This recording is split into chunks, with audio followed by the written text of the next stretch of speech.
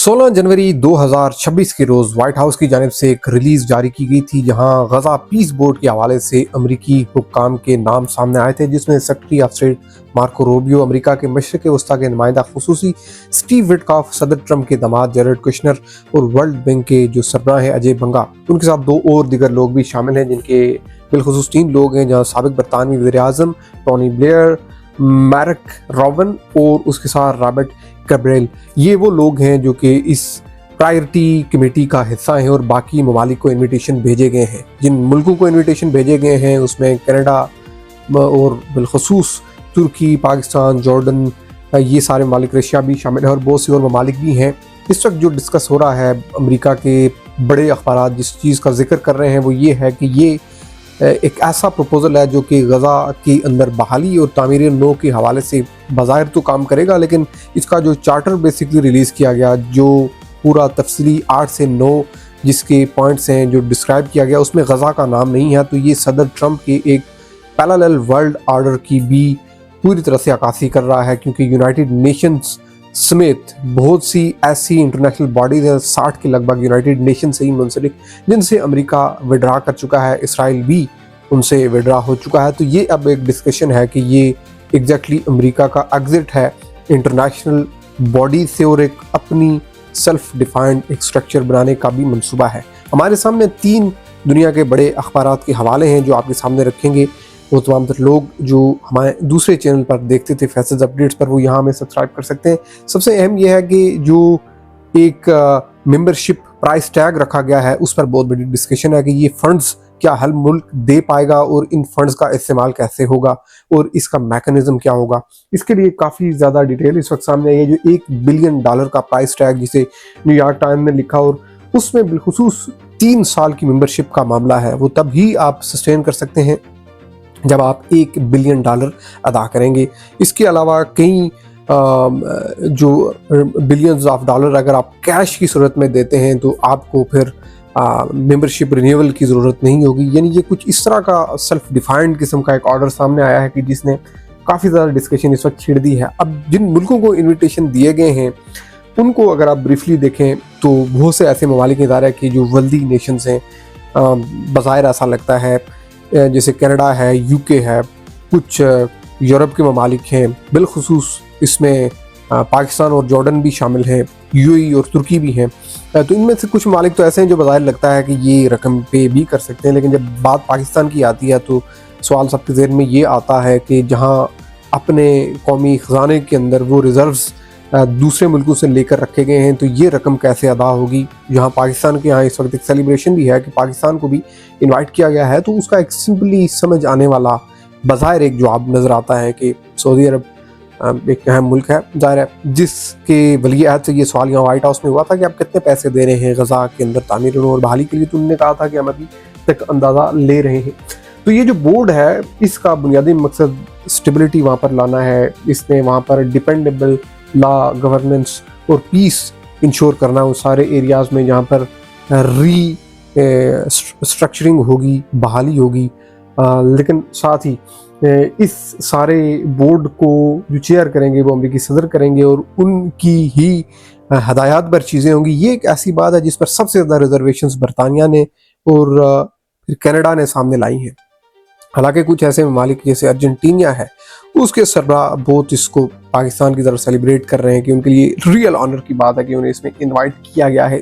Israel भी इसमें invited है, इस बोर्ड ऑफ पीस में। हैरान कुन तौर पर इसने सारी डिस्ट्रक्शन की वो इस बोर्ड ऑफ पीस में होगा, वेरी इंटरेस्टिंग। लेकिन साथ ही रिजर्वेशंस भी हैं इसराइल की कि तुर्की और जो यूएई हैं, इनके कुछ मखसूस किस्म के लोग इस बोर्ड में हमें नहीं चाहिए, जैसे कि तुर्की के, क्योंकि इस बोर्ड का स्ट्रक्चर ऐसा है कि या सरबराह मुल्क इस कमेटी का, इस बोर्ड का हिस्सा बन सकता है या उसका कोई नुमाइंदा। तो तुर्की की तरफ से तय्यब एर्दोगान जो सदर हैं उनका नाम सामने आया था, तो उस पर इसराइल के बहुत ज़्यादा तहफ़्फ़ुज़ात हैं कि इसराइल की एक हॉस्टाइल पॉलिसी रही है इसराइल के हवाले से, तो उनको काबिल कबूल नहीं समझा जा रहा। और यूएई के जिस शख्सियत को नॉमिनेट किया गया यूएई की तरफ से, उस पर भी इसराइल के तहफ़्फ़ुज़ात हैं। और अब इसराइली मीडिया ये कह रहा है कि कोई भी ऐसा एक्शन सदर ट्रंप की इन हदायत की तनाज़ुर में इसराइली वज़ीर-ए-आज़म लेंगे जिससे वो इस बोर्ड में ऐसे लोगों को शामिल ना होने दें जो इसराइल के मफादात के लिए नुकसानदेह हैं। तो ये बड़ी दिलचस्प बात। लेकिन साथ ही जो इस वक्त वाशिंगटन पोस्ट ने एक स्टेट डिपार्टमेंट के आला ओहदेदार को मेंशन करते हुए लिखा और ये पूछा गया कि ये कितना प्रैक्टिकल है, ये किस तरह से डिलीवर होगा मामला सारा, और ये बहाली कैसे होगी। तो एक साबिक आला ओहदेदार ये करार देता है कि हमें ऑन ग्राउंड डिप्लोमेसी की ज़रूरत है और उसमें परफॉर्मेटिव क्रिएशन जो है कमेटीज़ की, उसमें बहुत बड़े पैमाने पर मुल्क और इनफरादी हैसियत में लोग आएंगे। शायद उनमें से बहुत सारे ममालिक का कोई रोल ही नहीं होगा। तो ये एक ऐसा मामला है जिसकी वजह से कन्फ्यूजन क्रिएट होगी। यानी कि इस्राएली वज़ीर नेतन्याहू, फिर हमास की इंटरनल और एक्सटर्नल लीडरशिप, और कतर और तुर्की, ये वो मुल्क हैं जिनका इस पूरी कमेटी में कलेक्टिवली अगर जब रोल की बात आएगी तो इसमें कंट्रडिक्शंस आएंगी। तो ये एक चीज़ हाईलाइट हो रही है कि इसका स्ट्रक्चर किस तरह से सस्टेनेबल होगा। Very interesting. फिर क्योंकि सबसे पहले जो फुल टेक्स्ट इसका रिपोर्ट किया था वो टाइम्स ऑफ इसराइल ने रिपोर्ट किया था, और उसमें दिलचस्प बात ये सामने आई थी इस पूरे ड्राफ्ट के हवाले से कि जो गज़ा पीस कमेटी है उसमें कहीं भी गज़ा का नाम नहीं है। और इस वक्त सबके इल्म में है कि ग्रीनलैंड का मामला फ्लेयर अप हो रहा है। सदर ट्रंप उसको लेने की बात कर रहे हैं। 8 से 9 यूरोपियन ममालिक पर वो 10 से ज़ायद फीसद टैरिफ लगाने की बात कर रहे हैं, लगा भी चुके हैं, जो मुल्क ग्रीनलैंड को लेने के लिए अपोज करेंगे। तो ये एक खदशा है कि सदर ट्रंप इस गज़ा पीस बोर्ड बाहर जो है और इसका जो फुल ड्राफ्ट है उसमें नज़र ये आता है कि इसमें तो गज़ा का कहीं नाम नहीं है। तो ये जो इंटरनेशनल स्ट्रक्चर बन रहा है एक पीस बोर्ड, तो ये गज़ा के अलावा भी कहीं इस्तेमाल हो सकता है। ये एक बहुत बड़ा कंसर्न है जो इस वक्त सबसे ज़्यादा डिस्कस हो रहा है। और हैरानकुन तौर पर सबसे पहले इसराइली अखबार टाइम्स ऑफ इसराइल ने इसको रिपोर्ट किया था। तो हम ये देखते हैं कि न्यूयॉर्क टाइम्स हो, टाइम मैगजीन हो, और उसके अलावा वाशिंगटन पोस्ट हो, इन सारे ही अखबारात ने, मैगजीन्स ने ट्रंप वर्ल्ड ऑर्डर की बात की है कि ये एक ट्रंप का ऑर्डर होगा जो कि अपने हिसाब से वो चलाना चाह रहे हैं। क्योंकि सबसे दिलचस्प बात इस वक्त ये है कि अभी ये सारा बोर्ड इन्विटेशंस जो ज़ाहिर पाकिस्तान, जॉर्डन, इजिप्ट, इन मुल्कों को इन्विटेशंस जा चुके हैं। इन्विटेशंस पर अभी काम शुरू नहीं हुआ कि इसराइल की रिजर्वेशन सामने आ चुकी हैं।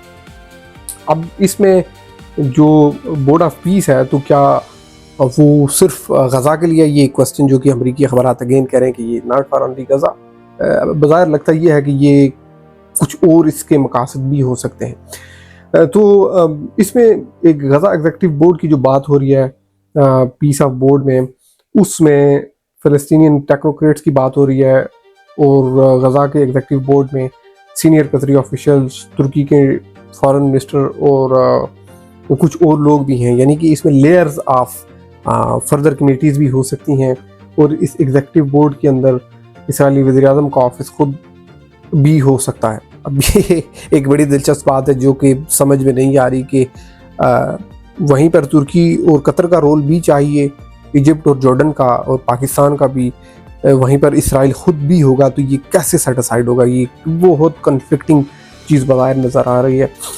लेकिन जो इस वक्त इसराइल के आला ओहदेदार हैं जो इस वक्त अमरीकी अखबारात को अपना वर्जन दे रहे हैं, उसमें एक सीनियर इसराइली मिनिस्टर हैं नेतन्याहू के जो लिक्विड पार्टी से ताल्लुक़ रखते हैं, वो ये कहते हैं कि इसराइल के जो तहफ़्फ़ुज़ात हैं वो कतर और तुर्की के ऊपर हैं, और उनके बोर्ड में ना शामिल होने या जिन लोगों से इसराइल को इश्यूज़ हैं उनको शामिल ना करने के लिए इसराइल किसी भी हद तक जाएगा। यानी इसराइल इस मामले को रिजेक्ट कर सकता है कि हम इस बोर्ड का इनविटेशन भी नहीं कबूल कर रहे हैं, और अगर हम करेंगे भी तो हमारी भी कुछ राय थे, हम उसके ऊपर करेंगे। बहरहाल ये एक इंटरेस्टिंग सिनेरियो। अब इस पूरे बोर्ड का जो चार्टर है वो हम तफसीली आने वाली वीडियो में आपके सामने रखेंगे। Thanks for watching.